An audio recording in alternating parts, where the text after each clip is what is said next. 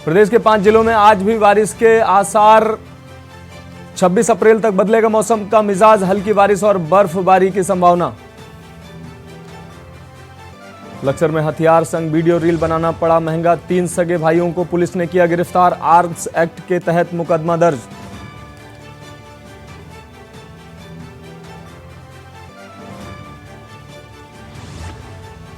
उत्तराखंड में फिर बढ़ने लगा कोरोना।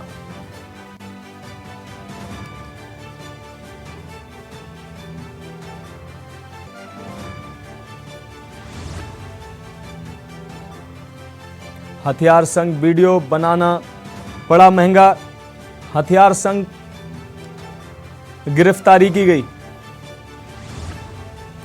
देवभूमि में एक बार फिर से कोरोना ने दी दस्तक, आम जनमानस में बढ़ी टेंशन। आप देख रहे हैं के न्यूज, खबरों का सारथी। नमस्कार, उत्तराखंड की खबरों में आपका स्वागत है। मैं हूं मनोज मानस। रुक करते हैं खबरों का। खबर देहरादून से है, जहां मुख्यमंत्री पुष्कर सिंह धामी ने मुख्यमंत्री कैंप कार्यालय देहरादून से 6 सिग्मा मेडिकल टीम को बद्रीनाथ रुद्रप्रयाग, आपको बता दें, वह हेमकुंड साहिब यात्रा में निःशुल्क मेडिकल सेवा के लिए रवाना किया। इस अवसर पर मुख्यमंत्री पुष्कर सिंह धामी ने कहा कि श्री केदारनाथ एवं श्री बद्रीनाथ धाम में स्वास्थ्य सेवाएं उपलब्ध कराने के लिए 6 sigma high altitude medical service की टीम बधाई के पात्र है।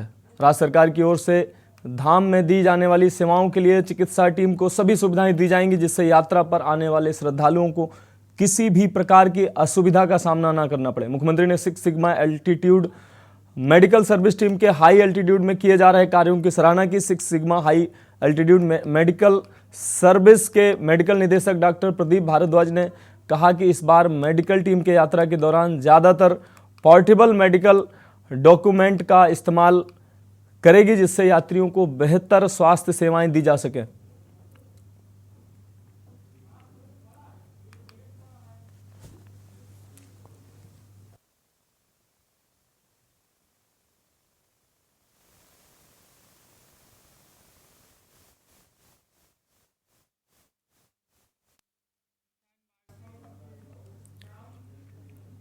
रुक करते हैं अगली खबर का। खबर लक्सर से है, जहां पथरी क्षेत्र के 3 सगे भाइयों को रील बनाना और सोशल मीडिया पर वायरल करना भारी पड़ा है।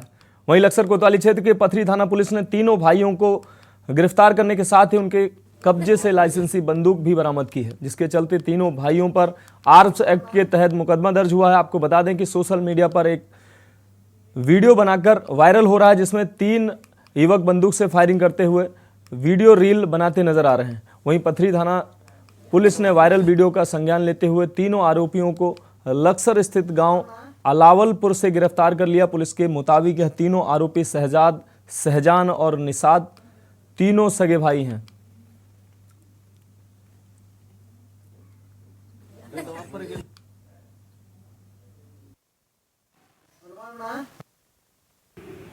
देखिए, कल सूचना मिली थी कि थाना पथरी क्षेत्र के अलावलपुर गांव में फायरिंग की सूचना थी, जिसपे जो है तत्काल पुलिस बल मौके पे गया था और पता चला कि कोई लाइसेंसी असले से अपनी हर्ष फायरिंग कर रहा था और रील भी बना रहा था। तो मौके से 3 लोगों को थाने लाया गया और उनके खिलाफ मुकदमा दर्ज कर आज माननीय न्यायालय में पेश किया गया। बात करते हैं अगली खबर की, रुद्रप्रयाग से। अगली खबर रुद्रप्रयाग के केदारनाथ मंदिर परिसर में बैरिकेडिंग लगाई गई, जहां यात्रियों की सुरक्षा को लेकर मंदिर परिसर में बैरिकेडिंग की व्यवस्था की गई। वहीं यात्रा व्यवस्थाओं को दुरुस्त करने को लेकर रात दिन अधिकारी जुटे हुए हैं। आपको बता दें कि डोली फाटा से प्रस्थान कर अंतिम यात्रा प्रवास को गौरीकुंड पहुंचेगी और 24 की सायं केदारनाथ धाम पहुंचेगी। डोली 25 अप्रैल की सुबह 6:20 पर बाबा के केदारनाथ के कपाट खुलने हैं, जहां पहुंचेगी।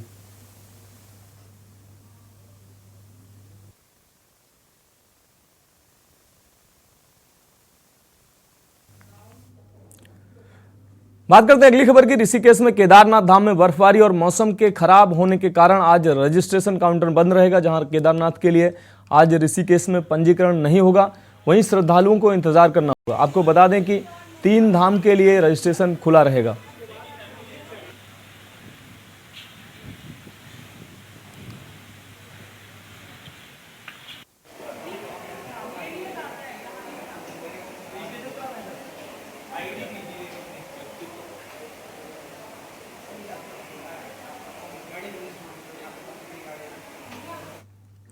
खबर देहरादून से, जहां कांग्रेस प्रवक्ता गरिमा मेहरा दसोनी ने यमुनोत्री यात्रा के दौरान हुए हादसे की बात की, वहीं एक व्यक्ति की हार्ट अटैक से मौत पर धामी सरकार पर निशाना साधा। उनका कहना है कि सरकार के दावों की पहले ही दिन पोल खुल गई। आपको बता दें कि शनिवार शाम कनक सिंह पुत्र सोम सिंह निवासी कठवाड़ थाना कौशाम्बी सूरत गुजरात यमुनोत्री यात्रा पर जा रहे थे, लेकिन बीच रास्ते में ही हृदय गति रुकने से उनकी मौत हो गई।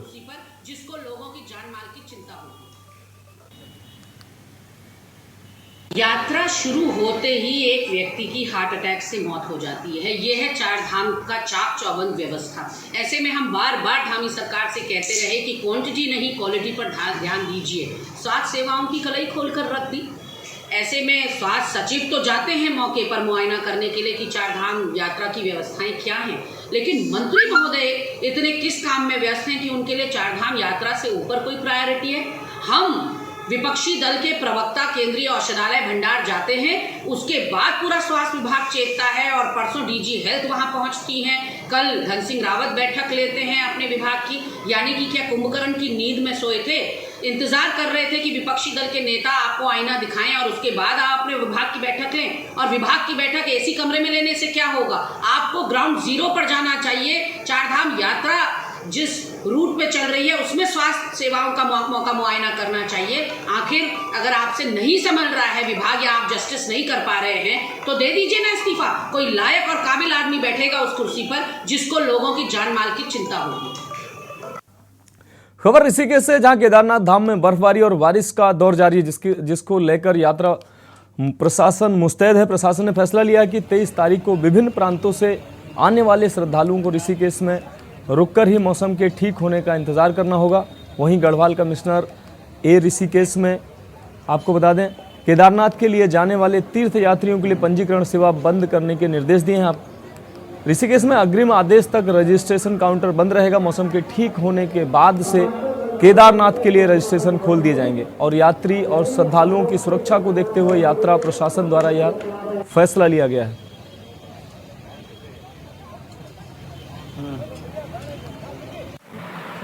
अभी केदारनाथ के लिए क्या निर्देश दिए हैं सरकार ने? केदारनाथ के निर्देश ये हमें प्राप्त हुए हैं, अभी आज ही प्राप्त हुए हैं कि वहाँ पे मौसम काफ़ी खराब हो रहा है। तो उसकी स्थिति को देखते हुए केदारनाथ की यात्रा का जो पंजीकरण यात्रा किया जा रहा था वो अग्रिम आदेशों तक के लिए रोका गया है। जैसे मौसम कुछ सुधार हो जाएगा उसको दोबारा से चालू कर दिया जाएगा। तो फिलहाल 3 धामों के लिए क्या? 3 धाम का रेस्टोरेंट चालू रहेगा, उसमें कोई रोक नहीं लगी है। लेकिन जो श्रद्धालु चार धाम जाएंगे उनका तो उसमें केदारनाथ का जो है उसमें थोड़ा सा वो रहेगा, क्योंकि केदारनाथ मौसम साफ हो जाएगा तो रुक के ही जाए वहाँ पर। खबर देहरादून से, जहां मुख्यमंत्री पुष्कर सिंह धामी ने सरखेत प्राकृतिक आपदा प्रभावित क्षेत्र में चल रहे राहत कार्यों का निरीक्षण किया। वहीं निरीक्षण के दौरान मुख्यमंत्री ने अधिकारियों को निर्देश भी जारी किए। क्षेत्र में स्थिति सामान्य लाने के लिए कार्यों में और तेजी लाई जाए। उन्होंने कहा कि क्षेत्र के विकास के लिए सरकार द्वारा हर संभव प्रयास किए जाएंगे। वहीं मुख्यमंत्री ने इस अवसर पर आपदा प्रभावित भैंसवाड़ा व छमरौली के 13 परिवारों को राहत राशि की चेक भी वितरित की। इन सभी परिवारों को 3-3 लाख रुपए प्रथम किस्त प्रदान की गई। इस अवसर पर मुख्यमंत्री ने घोषणा की कि क्यारा धनौल्टी मार्ग के अवशेष 4 किलोमीटर मोटर मार्ग का निर्माण जल्द किया जाएगा। माल देवता के समीप लालपुला एस सिला मोलधार सुआ खोली मोटर मार्ग के निर्माण के लिए केंद्रीय सड़क निधि के अंतर्गत प्रस्ताव भेजा जाएगा।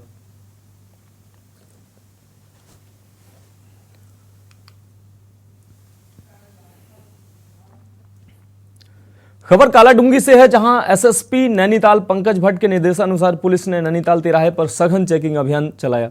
इस दौरान जिले के बाहर से आने वाले बाइकों को हल्द्वानी के रास्ते नैनीताल भेजा जा रहा है, जबकि 4 पहिया वाहनों को घटगढ़ के रास्ते भेजा जा रहा है। उप निरीक्षक नीसू गौतम ने बताया कि एसएसपी नैनीताल के निर्देशानुसार ईद के त्यौहार को देखते हुए बाइक से नैनीताल आने वाले पर्यटकों के लिए कालाढूंगी से हल्द्वानी होते हुए मार्ग निर्धारित किया गया, जिसे सुचारू रूप से चलाया गया। उन्होंने बताया कि ये यातायात व्यवस्था सिर्फ 2 पहिया वाहनों के लिए है, बाकी सभी बड़े वाहनों को कालाडूंगी होते हुए ही भेजा जा रहा है।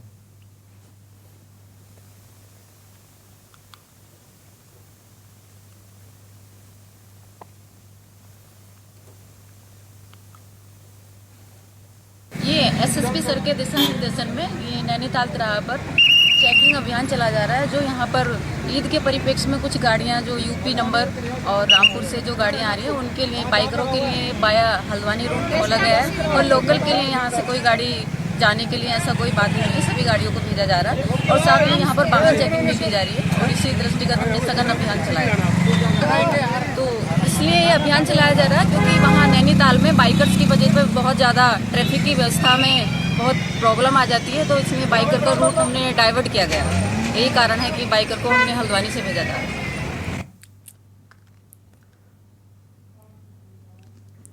खबर नैनीताल से है, जहां राज अतिथि गृह में साइकिलिंग फेडरेशन ऑफ इंडिया के वार्षिक आम सभा की बैठक के बाद चुनाव हुए, जिसमें रक्षा मंत्री के पुत्र पंकज सिंह अध्यक्ष, मंजीत सिंह उपाध्यक्ष और सचिव पद के लिए मनिंदर सिंह चुने गए। वहीं पंकज सिंह ने कहा कि देश भर में माउंटेन बाइक प्रशिक्षण के रुद्रपुर में सरकार द्वारा जगह चिन्हित कर ली गई है, जिसे आने वाले राष्ट्रीय खेलों के पहले तैयार कर लिया जाएगा, जिससे उत्तराखंड के साइकिलिस्टों को अपनी प्रतिभा निखारने का अच्छा अवसर मिलेगा। उन्होंने कहा कि उत्तर प्रदेश में कानून व्यवस्था बेहतर है, अपराधी डरे हुए हैं, भ्रष्टाचार पर लगातार कठोर कार्रवाई हो रही है, अपराधियों को संरक्षण देने वाले अब बच नहीं सकते हैं। उन्होंने कहा कि जब भी अपराधियों के ऊपर कार्रवाई होती है तो समाजवादी पार्टी उनका बचाव करने सामने आ जाती है। यही कारण है कि सपा जनता के बीच अपनी विश्वसनीयता खोती जा रही है।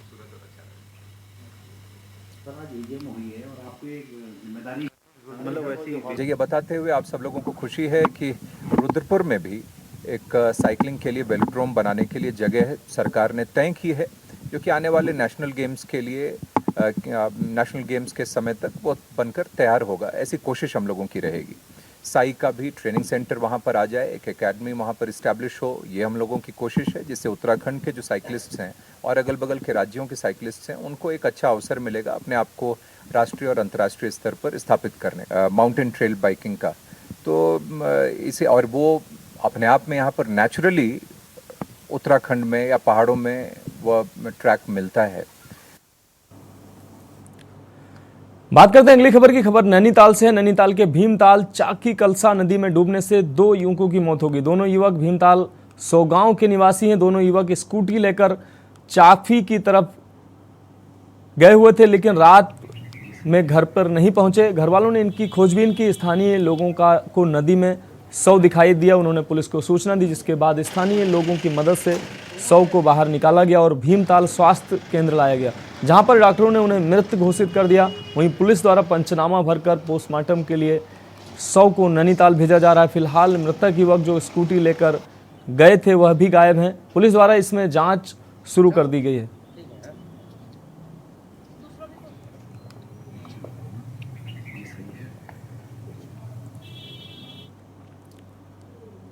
खबर रामनगर से है। रामनगर उत्तराखंड के पूर्व मुख्यमंत्री व महाराष्ट्र के पूर्व राज्यपाल भगत सिंह कोश्यारी को शादी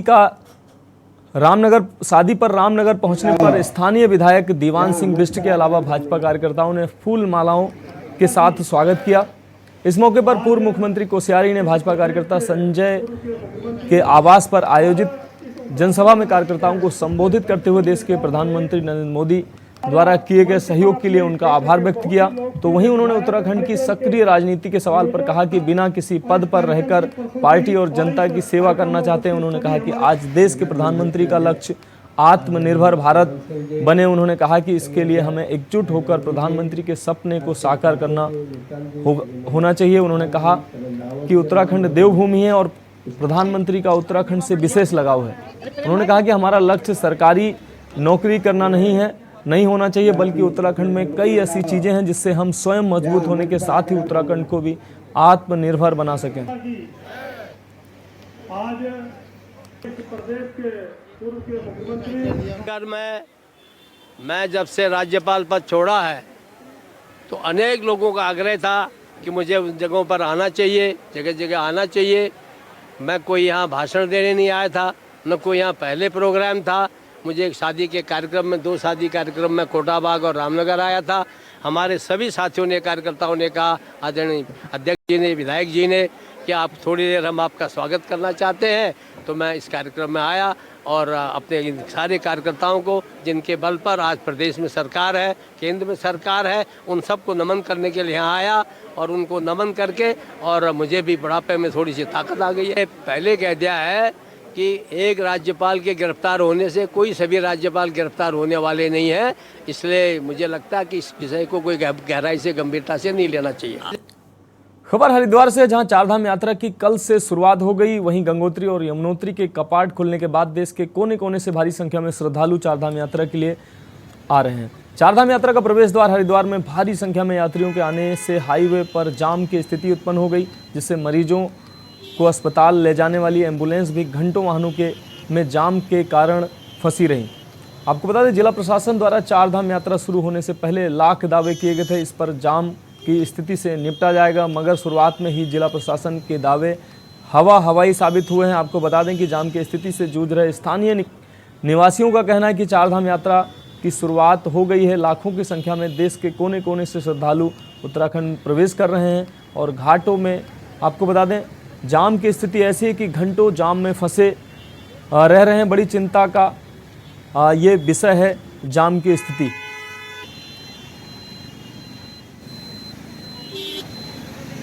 और यात्रा शुरू हो गई है। लाखों करोड़ों की संख्या में श्रद्धालु चारधाम की यात्रा के लिए हर उत्तराखंड में आने वाले हैं। बहुत बुरी रास्ता है ट्रैफिक की, घंटों घंटों जाम में लग रहे हैं। 150 मीटर का सफर तय करने में सर्विस रोड पे मुझे 1.5 घंटा लग गया अभी, और 1.5 घंटे से मैं 150 मीटर का सफर तय कर पाया हूँ। पता नहीं कैसी व्यवस्था है, कोई भी एक्सपर्ट अधिकारी है। सबसे ज्यादा चिंता की विषय का तो यही है कि अगर इसमें कोई एम्बुलेंस फंस गई तो जो पेशेंट उसके अंदर जा रहा उसकी जान जरूर खतरे में आ जाएगी। लगातार ड्यूटियां लगी हैं और जगह जगह पे जहाँ पे डाइवर्जन है हमारे सभी डाइवर्जन चालू किए गए हैं।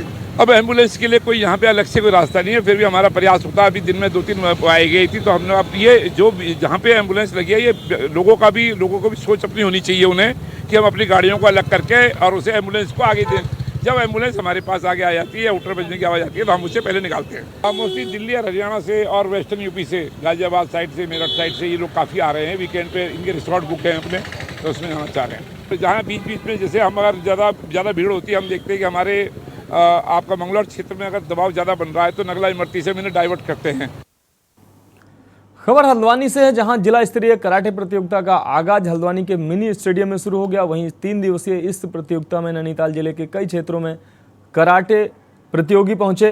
प्रतियोगिता का शुभारंभ नैनीताल स्पोर्ट्स कराटे एसोसिएशन के जनरल सेक्रेटरी राकेश कुमार और रेशम विभाग के उप निदेशक और पूर्व miss Uttarakhand body building Hemchand ने किया। आपको बता दें कि आयोजक मंडल का कहना है कि इस प्रतियोगिता में जिले से करीब 300 से अधिक प्रतियोगी पहुंचे हुए हैं। 6 साल से लेकर 22 साल तक के कराटे प्रतियोगी पहुंचे हुए हैं। राष्ट्रीय चैंपियनशिप में जो भी खिलाड़ी विजेता होगा वह राष्ट्रीय, आपको बता दें, राज्य स्तरीय कराटे चैंपियनशिप देहरादून में भाग लेगा, जो मई माह में होनी है। उन्होंने बताया कि उत्तराखंड में बेहतर प्रदर्शन करने वाले खिलाड़ियों को राष्ट्रीय स्तर पर खेलने का मौका मिलेगा।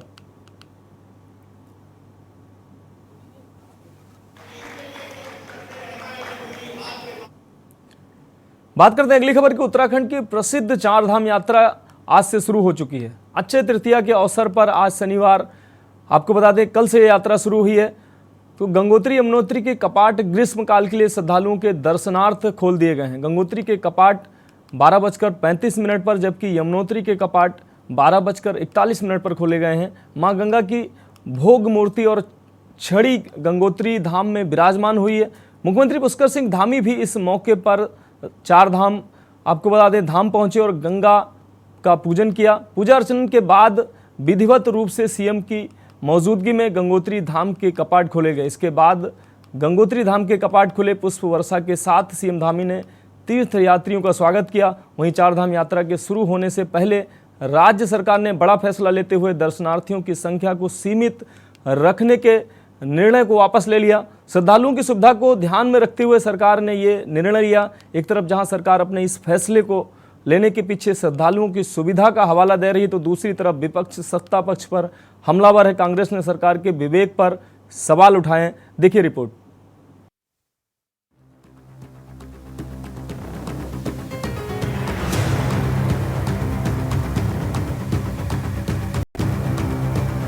उत्तराखंड की प्रसिद्ध चारधाम यात्रा की आज से शुरुआत हो गई है। अक्षय तृतीया के अवसर पर आज शनिवार को गंगोत्री यमुनोत्री के कपाट ग्रीष्मकाल के लिए श्रद्धालुओं के दर्शनार्थ खोल दिए गए हैं। गंगोत्री के कपाट 12:35 पर, जबकि यमुनोत्री के कपाट 12:41 पर खुले। मां गंगा की भोग मूर्ति और छड़ी गंगोत्री धाम में विराजमान हुई। मुख्यमंत्री पुष्कर सिंह धामी भी इस मौके पर धाम पहुंचे और गंगा पूजन किया। पूजा अर्चना के बाद विधिवत रूप से सीएम की मौजूदगी में गंगोत्री धाम के कपाट खोले गए। इसके बाद यमुनोत्री धाम के कपाट खुले। पुष्प वर्षा के साथ सीएम धामी ने तीर्थयात्रियों का स्वागत किया। वहीं चार धाम यात्रा के शुरू होने से पहले राज्य सरकार ने बड़ा फैसला लेते हुए दर्शनार्थियों की संख्या को सीमित रखने के निर्णय को वापस ले लिया है। श्रद्धालुओं की सुविधा को ध्यान में रखते हुए सरकार ने यह निर्णय लिया। यात्रा उन सभी कीर्तिमानों को स्थापित करेगी। हम भगवान बाबा बद्री विशाल से, बाबा केदार से, हमारे चारों धामों से, सभी देवी देवताओं से प्रार्थना करते हैं कि सभी की यात्रा सकुशल हो, सभी की यात्रा अच्छी हो और इस यात्रा में आने वाले प्रत्येक श्रद्धालु की भगवान मनोकामना पूर्ण करें। पूरा उत्तराखंड, पूरे चार धाम हमारे सभी प्रकार से यात्रा के लिए तैयार है और यात्रा सकुशल हो उसके लिए सभी व्यवस्थाएं हम लोगों ने की है और प्रयास लगातार हम लोग कर रहे हैं। आपको बता दें कि 25 अप्रैल को केदारनाथ एवं 27 अप्रैल को बद्रीनाथ के कपाट खुलेंगे। चार धाम यात्रा पर आने वाले श्रद्धालुओं का सरकार देवभूमि में स्वागत कर रही है। वहीं एक तरफ जहां धामी सरकार अपने सीमित संख्या के फैसले को वापस लेने के पीछे श्रद्धालुओं की सुविधा और स्थानीय व्यापारियों का विरोध का हवाला दे रही है, तो वहीं दूसरी तरफ विपक्ष सत्ता पक्ष पर हमलावर है। कांग्रेस ने सरकार के विवेक पर सवाल उठाए हैं। कांग्रेस का कहना है कि सरकार कंफ्यूजन की स्थिति में है। पहले सरकार खुद चारों धामों में सीमित संख्या का फैसला लेती है और फिर खुद ही वापस लेती है, जिससे साफ है कि सरकार कंफ्यूजन में है। पूर्ण नहीं हुई है, चार धाम यात्रा शुरू हो गई है, लेकिन अभी तक इनकी कहीं घोषणाएं हो रही है। सरकार ओवरबोर्ड की स्थिति में पड़ी हुई है कि अब क्या करें, क्योंकि अभी पहले इन्होंने साइट खोली कि आप साइट के ऊपर रजिस्ट्रेशन कराएं, साइट क्रैक हो गई, उसमें कई लोगों का रजिस्ट्रेशन नहीं हो पा रहे हैं और अब जो ये इस स्थिति में सरकार आ गई है कि करे तो करे क्या। हमारा ये कहना है कि सरकार को चाहिए कि चार धाम यात्रा जो शुरू हो चुकी है उसकी तैयारियां जो कमी है उन्हें दूर करने का काम करें। अगर ये नहीं करेंगे पिछली बार की तरह अगर यात्रा रही तो फिर जो है कोई अप्रिय घटना होने की जो है पूरी अंदेशा है यहाँ पे। जी देखिए, माननीय मुख्यमंत्री जी द्वारा पहले जो एक दिन में सीमित संख्या में श्रद्धालुओं का विजिट करने का था, उसको लेकर हमने निर्णय लिया था, लेकिन आंकड़ों के हिसाब से और आने वाले श्रद्धालुओं का जिस प्रकार से रजिस्ट्रेशन हुआ है, तमाम चीज़ों को लेकर हमने उसमें पुनर्विचार करके अब जो है उस सीमित संख्या को हटा के सभी श्रद्धालुओं को उनके अनुसार जो है दर्शन करने के लिए बोला है। और माननीय मुख्यमंत्री जी ने ये भी निर्देशित किया है कि उसके बावजूद भी अगर कहीं पे श्रद्धालुओं को प्रॉब्लम आती है, कहीं पे किसी प्रकार की समस्या आती है, तो उसके लिए हमारे प्रत्येक अधिकारी, प्रत्येक हमारे वहाँ पे जो टीम्स हैं वो वहाँ पे डिप्लॉयड हैं, वो हर तरीके से उनकी समस्या का समाधान करने के लिए तत्पर हैं। कुल मिलाकर विधि विधान और पूजा अर्चना के साथ चार धाम यात्रा की आज से शुरुआत हो गई है। अब तक 15 लाख से ज्यादा श्रद्धालु यात्रा के लिए पंजीकरण करा चुके हैं। सरकार का दावा है कि उसने चार धाम यात्रा के लिए पूरी तैयारी की है। यात्रा दिव्य और भव्य होगी। वहीं सरकार ने अपनी ही सीमित संख्या के फैसले को वापस लेकर तीर्थ पुरोहितों और स्थानीय व्यापारियों को काफी राहत दी है। ऐसे में देखना होगा कि सरकार कैसे इन लाखों तीर्थयात्रियों की व्यवस्था कर पाती है। इसके साथ ही जगह जगह हाईवे बंद होने से भी काफी दिक्कतों का सामना करना पड़ रहा है। देखना होगा 2023 की चार धाम यात्रा आगे किस तरह से संचालित होती है। देहरादून से के न्यूज इंडिया के लिए अंकित काला की रिपोर्ट।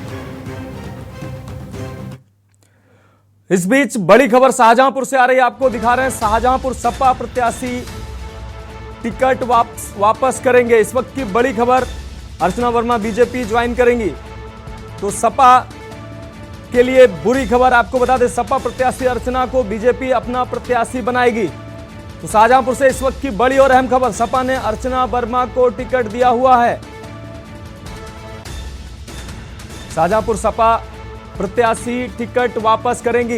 इस वक्त की बड़ी और अहम खबर, एक ही प्रत्याशी पर दो पार्टियों का दावा।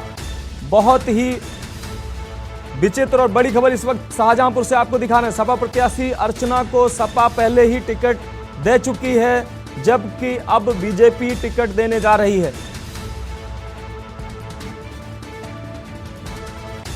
तो सपा प्रत्याशी टिकट वापस करेंगे। हमारे इसी खबर में हमारे साथ चीफ एग्जीक्यूटिव एडिटर उत्कर्ष सिन्हा जी हमारे साथ जुड़े हुए हैं। उत्कर्ष जी, एक ही प्रत्याशी पर दो पार्टियों का दावा, क्या है पूरी खबर? देखिए, ये बहुत बड़ा घटनाक्रम है और शाहजहांपुर से जिन अर्चना वर्मा को समाजवादी पार्टी ने अपना प्रत्याशी बनाया था, वो उस क्षेत्र के कद्दावर नेता के परिवार से आती हैं और राममूर्ति वर्मा पहले भी मंत्री रह चुके हैं, 5 बार के विधायक रह चुके हैं और एक बार एक पत्रकार की मौत के मामले में उनका नाम बहुत विवादित हुआ था।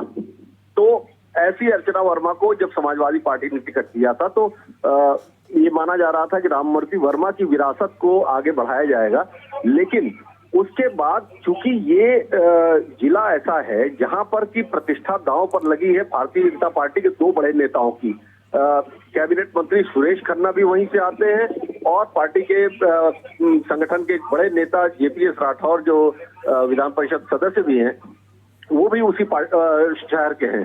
तो ऐसे में पार्टी के लिए बहुत जरूरी था कि इस प्रत्याशिता को किसी तरह से कमजोर किया जाए और फिर लगातार कोशिशों के बाद आज ये थोड़ी देर में ये घटनाक्रम होने वाला है। हम अपने दर्शकों को सबसे पहले इसकी सूचना दे रहे हैं कि अर्चना वर्मा समाजवादी पार्टी का टिकट वापस करेंगी और भारतीय जनता पार्टी में शामिल होंगी। आज बीजेपी की दूसरी सूची भी आने वाली थी और उसमें विलंब का कारण भी यही बताया जा रहा था। अब जब अर्चना वर्मा की ज्वाइनिंग होगी उसके बाद भारतीय जनता पार्टी अपनी दूसरी सूची जारी करेगी। हाँ उत्कर्ष सर, अगर बात की जाए अर्चना वर्मा की तो अर्चना वर्मा एक प्रत्याशी के तौर पर उनकी लोकप्रियता इतनी ज्यादा है, वो जिताऊ कैंडिडेट हैं। किस लिहाज से दोनों पार्टी एक ही कैंडिडेट पे दावा कर रही है? वर्मा उस क्षेत्र के बहुत कद्दावर नेता थे, 5 बार एमएलए रहे, मंत्री रहे, इसलिए उस परिवार का राजनीतिक रसूख बहुत बड़ा है। अर्चना वर्मा का कोई बहुत पुराना राजनीतिक इतिहास नहीं खुद का है, लेकिन वो परिवार राममूर्ति वर्मा की विरासत का मामला है और शाहजहांपुर में उनके सजाती मतदाता कुर्मी वोट बहुत हैं। तो ऐसे में उनकी प्रत्याशिता से विपक्ष का एक बड़ा जो स्तंभ आप कहिए वो धराशायी होगा और भारतीय जनता पार्टी के 2 बड़े नेता पहले से हैं और तीसरा बड़ा राजनीतिक परिवार अगर उसमें शामिल हो जाता है तो पार्टी को लगता है कि उसकी साख और मजबूत हो जाएगी। निश्चित तौर पर सर अपनी पार्टी को मजबूत करने के लिए जो फैसले होंगे पार्टियां करेंगी। सर आपका बहुत बहुत शुक्रिया इस अहम जानकारी के लिए। तो आपको शाहजहांपुर से बड़ी और अहम खबर, इस वक्त की बड़ी खबर आपको दिखा रहे हैं। सपा प्रत्याशी अर्चना वर्मा को टिकट दिया गया था, जो कि अब वो टिकट वापस करेंगे और बीजेपी ज्वाइन करेंगे। खबरों में अभी के लिए इतना ही, मुझे दीजिए इजाजत और आप देखिए कि न्यूज इंडिया का विशेष कार्यक्रम हमारे प्रधान संपादक दुर्गेन्द्र चौहान जी के साथ, क्या सरकार से बड़े हैं ब्रजभूषण। आप देख रहे हैं के न्यूज, खबरों का सारथी।